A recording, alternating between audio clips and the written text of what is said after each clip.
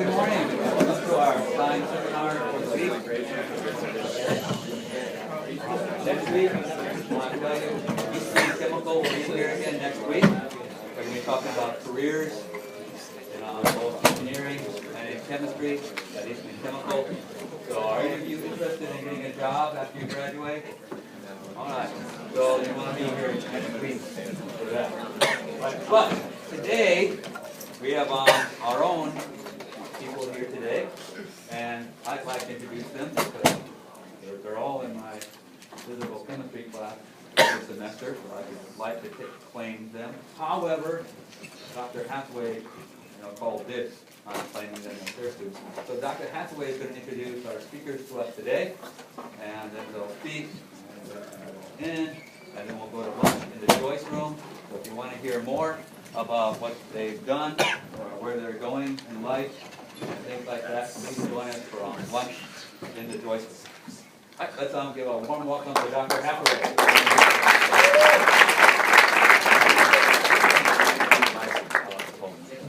Thank you. It's my pleasure today to introduce you talking about the various work we've done this summer and last spring. Sean Gowing, Robert Moreland, Marissa Trotison.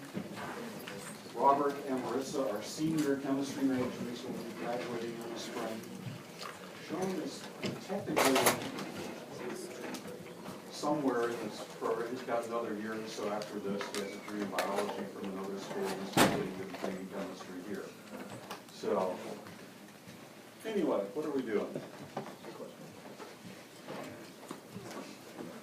My research interests over the years have been a couple of different things. I really like to develop organic chemistry experiments that make you think. A number of years ago, a guy published an article in the Journal of Chemical Education saying that most organic chemistry labs were converting one colorless liquid into another colorless liquid, or one white solid into another white solid.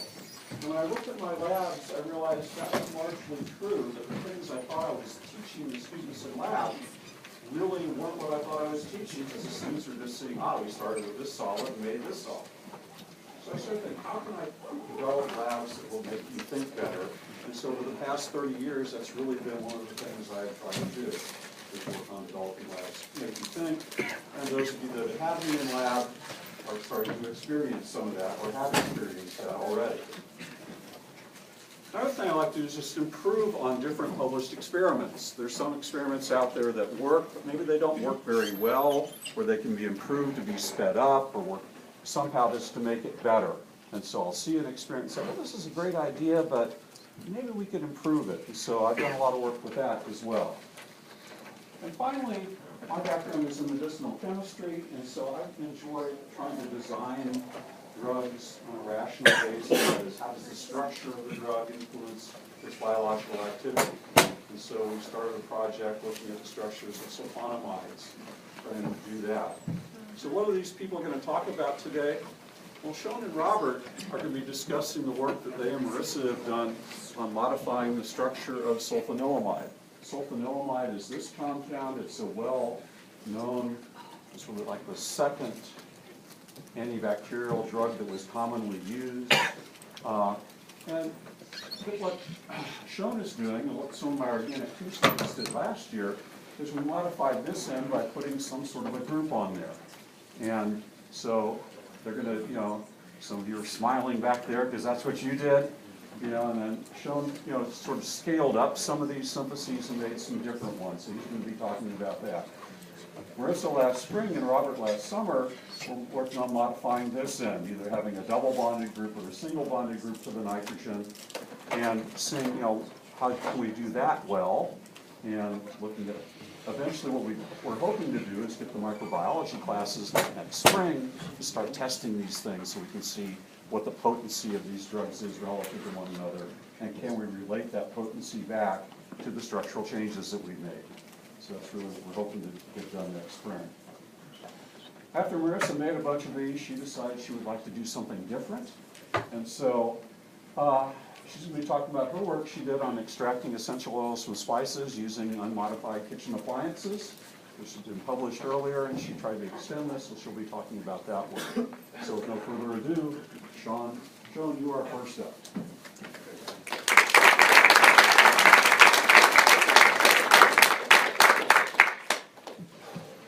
Like you were saying, my work was mostly on switching out chemical groups on this end to the compound. As you'll see, I actually didn't start with sulfanilamide. We had a slightly different compound we use as a base material, which is referred to there as NASC, stands for N-acetyl sulfonyl chloride, which really means nothing to most everyone in here, so don't worry too much about that.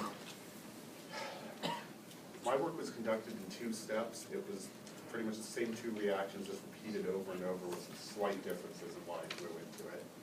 First step was to attach whatever the target group was. The catalyzed reaction is mixed with the reagents together and boil it under reflux and collect everything that comes out.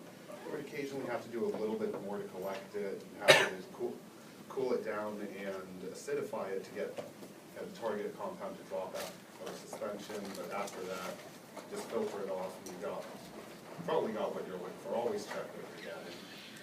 Second step was even more basic and boring. Put it in a mixture of hydrochloric acid and ethanol. We boil it off to get rid of this shielding group there, so we actually get what we're going for instead of a slightly different compound with very different chemical activity. I did them in 3 different groups just over the course of the summer as things worked out. These were the first 3 compounds we attached. There were really no complications or anything of interest with the way these went. I did a little bit of an extra experiment with this one, seeing if you could use a hydrochloric acid mixture instead of water for the initial chill-in. It seemed to work in small batches, never got around to testing it on larger ones, but it should work fine on those. Again, another group. These 2 were just interesting because it's the same atoms in each molecule, but they're arranged differently. And this actually did lead to differences in how they behaved, particularly notable in the melting points. Again, no real complications, a little bit of impurity, but it was nothing that would actually affect things going forward. And these were very safe as God fine. These 2 had some interesting problems, collecting the product in the intermediate runs. Instead of getting a nice powder coming out, a nice thick, oily sludge that was actually sufficiently thick that even on the highest settings, none of the stir plates would actually do anything. So you had to actually go in and manually heat it and break it up with a glass stir rod, at which point it would feel like nothing was happening and then almost instantly go from that sludge, this nice suspension in water. Still not entirely sure what was going on there. Again, some slight impurities, usually resulting from a salt forming, as shown here. However, as stated earlier, these really didn't do anything. You could leave them in with the intermediate, and the reaction conditions would deal with it on their own. Another real, just odd thing I noted was 2 notoaniline. This one here. Okay, so in order to get the final products out, you would actually have to add base to the mixture you got. Usually get it to about pH 6 or 7. A few of them I had to go up to 8 or 9 to get everything out. It precipitated at 2, which is indicative of a fairly acidic compound coming out. That we proceeded over to Robert.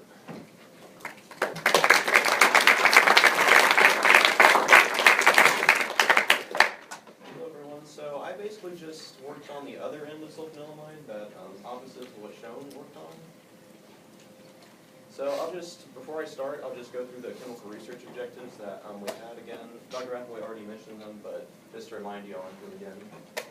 So what I was looking to do was to make the method that we were using to synthesize reduced sulfonamide derivatives. I was looking to make it as efficient and as fast as possible. That was so it could be used within an undergraduate laboratory period in like time frame of 3 to 6 hours.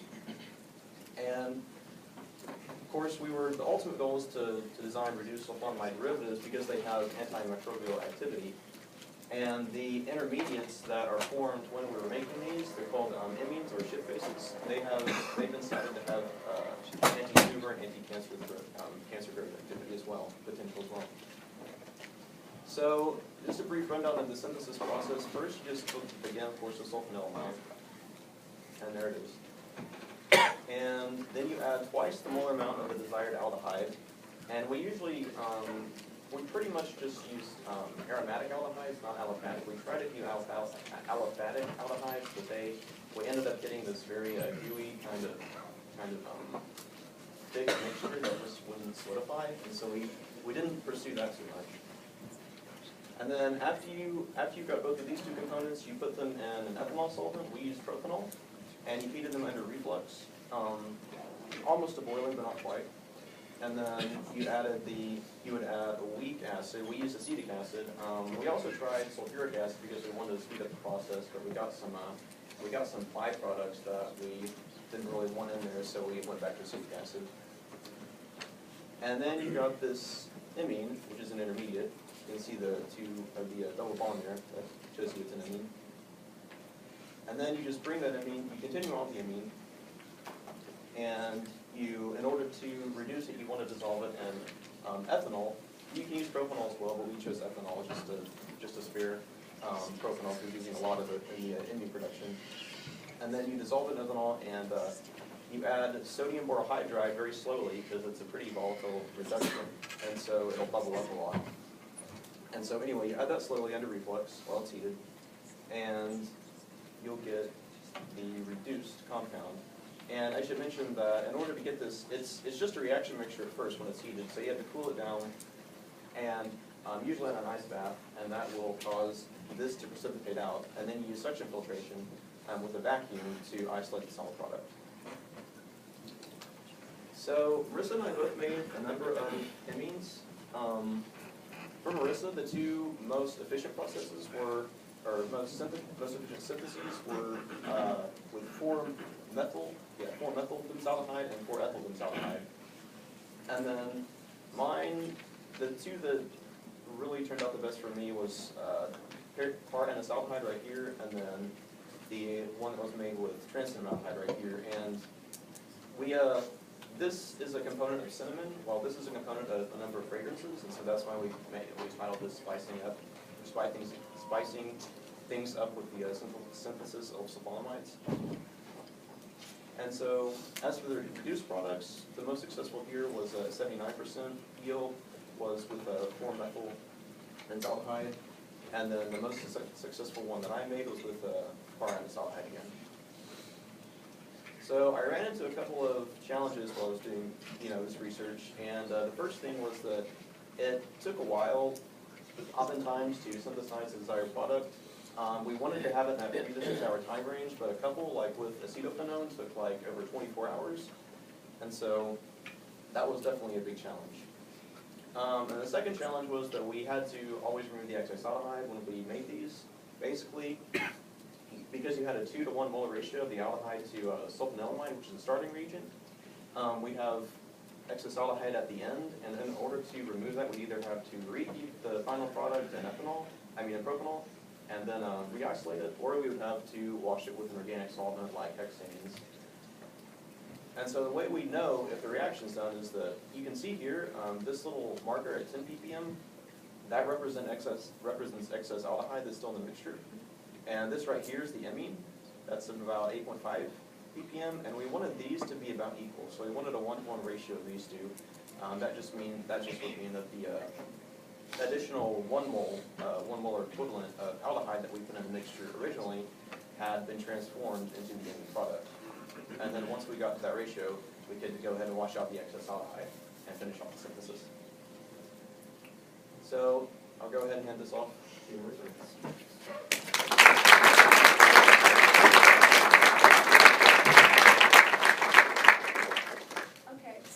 Like Dr. Hathaway said, I started the research that Robert worked on in the spring of last year, and then after 15 weeks of that, I was kind of ready to move on. So Dr. Hathaway gave me this project of extracting essential oils using an espresso machine or a Keurig. So kind of the standard way to extract essential oils is a process called steam distillation. So So basically you're heating your material in water, boiling it, and then you can collect that steam and extract oil out of it. There are a lot of disadvantages to this. It's not a hard process, but it is very long. I did steam distillations on all the spices I did, and they took anywhere from an hour to 6 hours to completely distill. So it's not really ideal for an organic lab. And also, the apparatus you use, which I'll have a picture of later, is made out of ground glass equipment, which is very expensive and very fragile.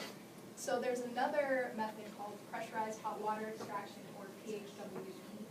And a group of Australian scientists published an article in the Journal of Chemical Education, which showed that you could create these conditions in an espresso machine. So basically, you have your material under pressure, and you're just pulling hot water through it. And they did this with cloves in an undergraduate lab, and it worked out very well. So my task was to extend the use of an espresso machine to other spices, and then also try it with the Keurig and see what kind of results I got.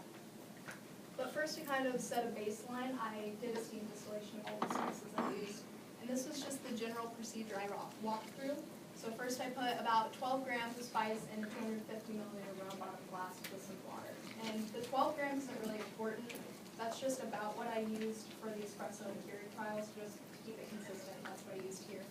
I distilled it until no more oil came out, which I'll talk a little bit more about how I figured that out in just a second. But again, the time for this varies depending on the spice. So for cinnamon, it only took me about an hour. For cloves, like I said, it took about 6 hours. And then you extract the distillate with hexanes. So what I mean by that is we have something we call a separatory funnel. I'll also look at later. But basically, you would put your distillate in there, add some hexanes, and shake it.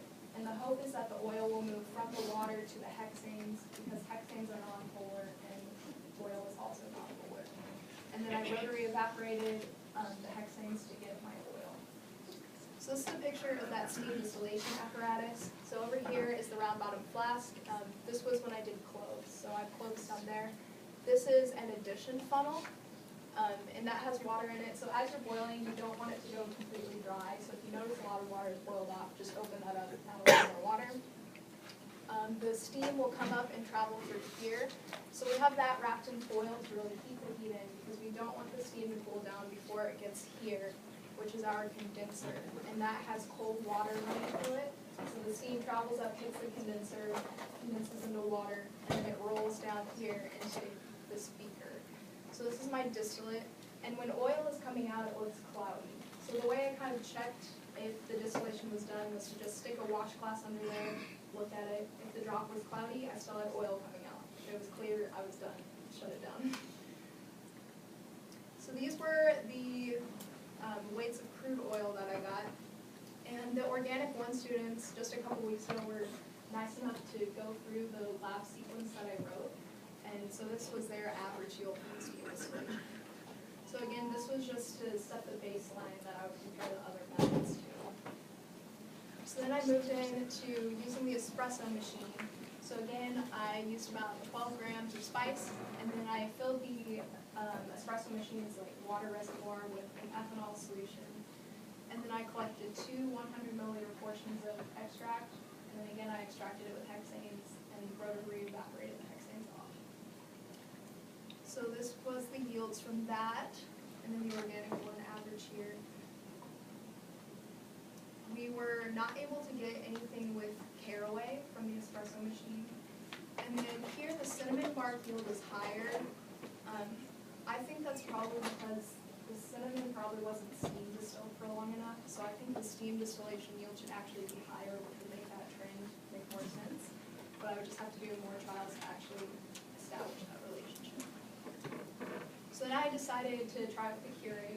So again, 12 grams of spice, same ethanol solution. A 6-ounce portion was collected here. That's just the smallest size you could get on the Keurig. It's about like 175 milliliters. And then again, extracted with hexanes and rotary evaporated to remove the oil. And those were the yields I got here. So you see from like steam distillation to Keurig, it's gradually decreasing, which I'll talk more about. And then again with caraway, we weren't able to get anything out. And then again with cinnamon, it was a little higher than the steam distillation, but just like I said last time. So one issue I had was the formation of emulsions when I was doing these extractions. So this is our separatory funnel. And then the brown part down here is the extract you get from the espresso machine. And then this layer, really thin, is the hexanes. But kind of what was dominating was this part I boxed in red, and that's the emulsion. So basically, droplets of hexanes were getting suspended in the water, and it really affects your yield because a lot of the hexanes with the oily one is not tied up in that water. So I came up with a general procedure to try to help reduce these. So first I would just get the extract from the espresso machine or the Keurig, cool it in ice, and then I added 25 grams of table salt. So that should saturate the solution, so in theory nothing else should be able to dissolve in it. So that was kind of first line of defense against these emulsions. And then I would extract with hexanes like usual, and I would usually get a small amount of emulsion, but I could usually stick a glass stirring rod in there and kind of like move it around to break it up. Any emulsion that was left, I put that and the hexanes into one beaker, and then at the end I added saturated sodium chloride solution to break it up even more, and then I just poured the hexanes away. So this worked out for me, and from what I hear, it worked out for the Organic 1 students, so that was a success there. So clove oil and star anise oil both have two major components. So cloves are made, or clove oil has eugenol and acetyl-eugenol, and star anise has para-anisaldehyde, which Robert was talking about, and it also has anethol. So we then took samples of the oil and did GC analysis on it, just to see what the proportions of those two components were. And interestingly enough, each method extracted slightly different ratios, and we don't really know why that is, but it's just kind of a fun fact. And then the Organic 1 students had different averages, and this was kind of because they did cloves, which took, for me, 6 hours to completely distill, but obviously they don't have 6 hours in an organic lab. So they just stopped their distillation after about an hour and 15 minutes. So we think that this ratio was so high because they didn't distill for as long, so they were getting more eugenol out, but they didn't have enough time to get acetyl-eugenol out. So that's why this ratio is just like almost double what mine is. But the other ratios they got are pretty close. So steam distillation has the highest yield, but it takes the longest time. So you kind of have to decide what you really want. Out of the alternatives, the espresso machine usually had better yields. And I think this is because of the pressure. So the espresso machine we used generated about 15 bars of pressure, which is about 15 times atmospheric pressure. But the Keurig we used only generated between 3 and 3.5 bars. So it's a little bit of pressure, but not as much. So that kind of explains that difference.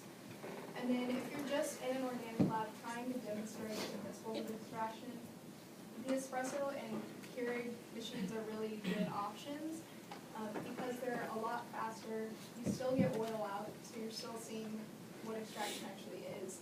But you're keeping students engaged, so they're not just sitting there watching steam come out of something for hours and hours. And it's just a lot more fun and exciting. And with that, we'd like to acknowledge the Welch Foundation Departmental Grant, which funded our stipends over the summer. We'd like to thank the Provost Office for giving us the faculty scholarship, which allowed Dr. Hathaway to purchase the espresso machine and the Keurig machine and all the spices. We'd like to thank the Department of Chemistry and Physics for allowing us to use the lab and all that equipment. I'd like to thank the Organic 1 students for testing out my procedure, and we'd like to thank all of you for coming and listening.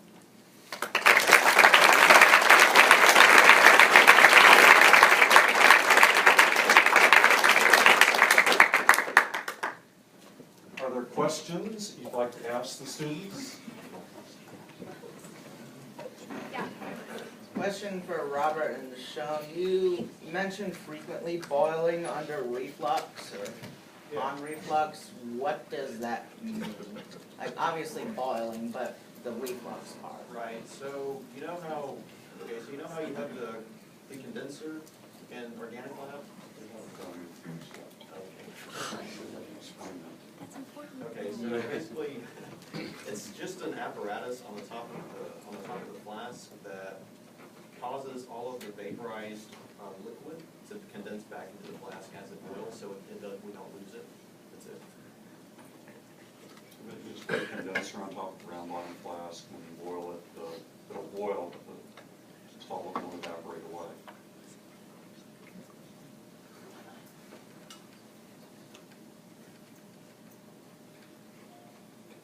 organic chemistry labs smell better when you're doing these experiments? Let's hope so. Yeah, they smell pretty good. Absolutely. And actually, a lot of the benzaldehydes that Robert and I used smell pretty good too. Yes. This is for you, Sean. You said you found, or in one of your trials, you found just like random sludge. Do you have any theory as to why that was so different? No. Some of it probably relates to the structures of compounds, and you know,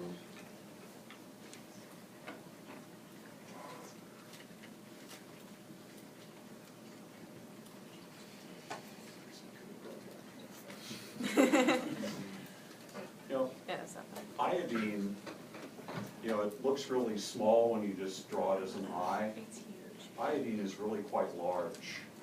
And so you're probably getting this really large group is turning that, so this ring is actually perpendicular to everything else. And so it just isn't crystallizing out as nicely as some of the other ones.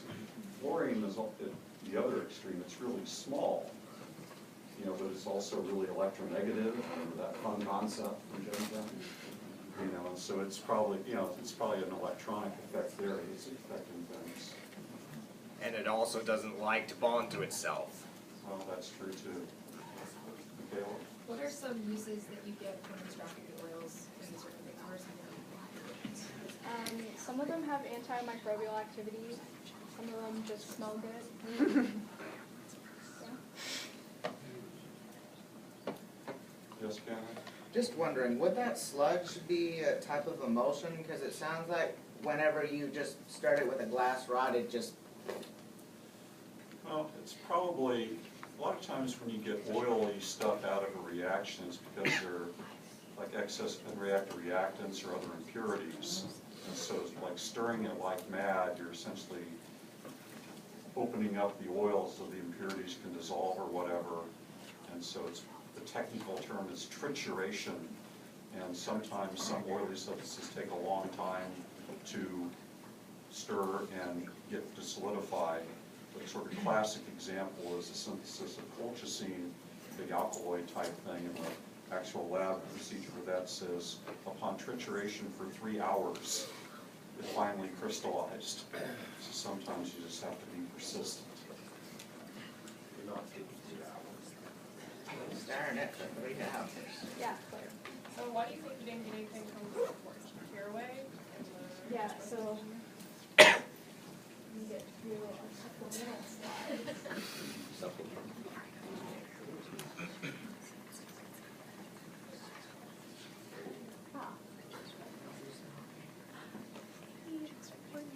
Okay, so these are the structures of all the components from the oils. So all of these ones came out okay. And then you have Carvone, which is the major component of caraway oil, and it's a lot more polar than the rest of these. So I was extracting with hexane, which is pretty non-polar, so we think that we just weren't getting a lot of it out. But I also tried extracting with dichloromethane, which is more polar, and I still didn't get anything out.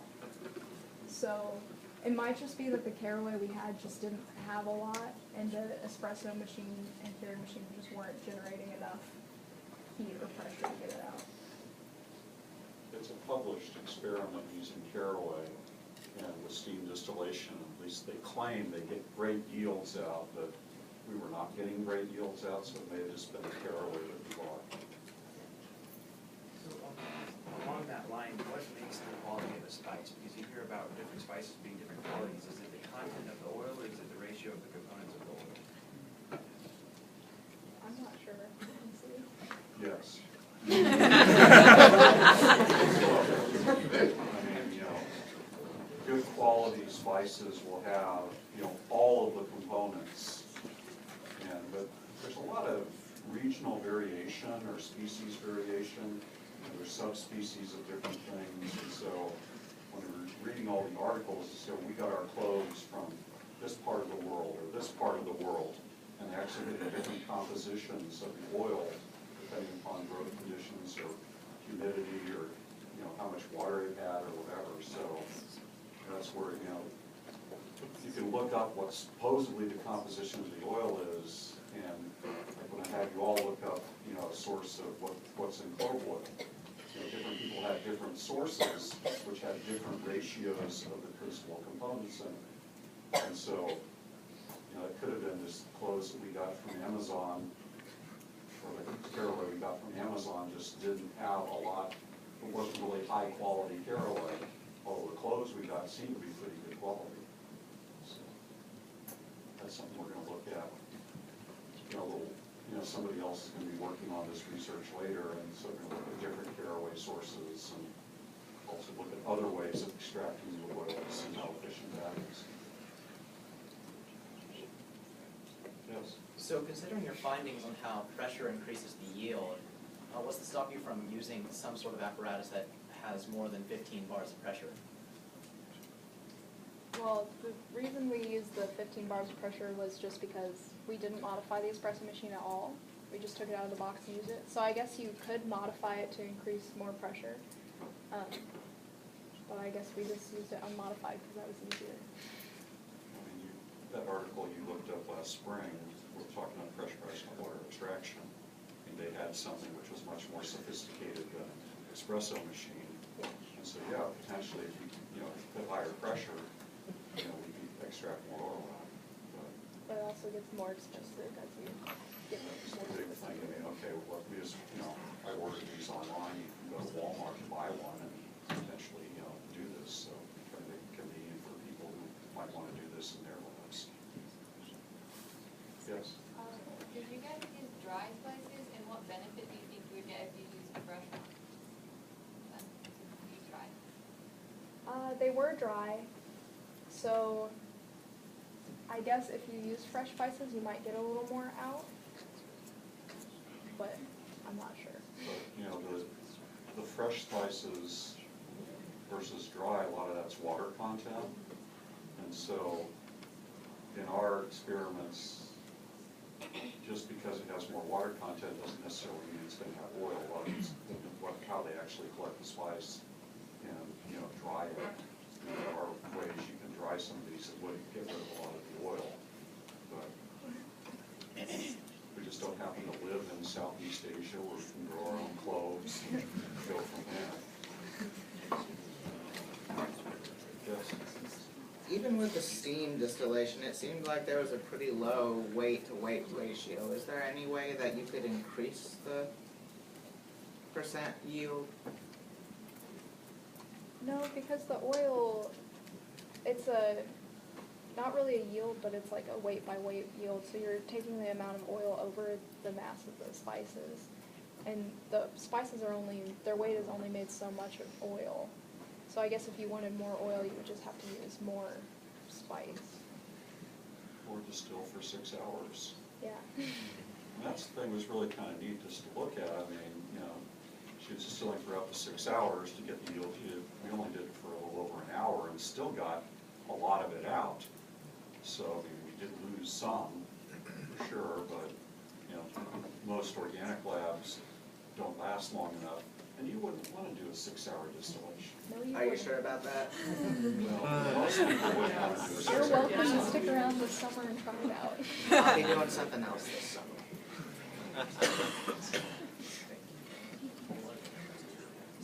Okay, if there's no other questions, we will be down in the Joyce room at 12, so you can ask more questions of us. Let's thank you, students.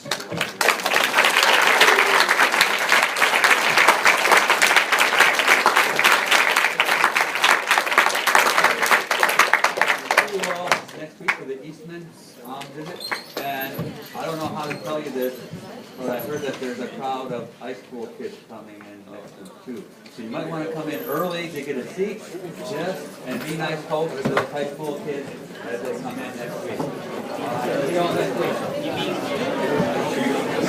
Marissa, did you find the extra credit sheets? Yes, it is. Yeah. Don't log out yet, Doctor.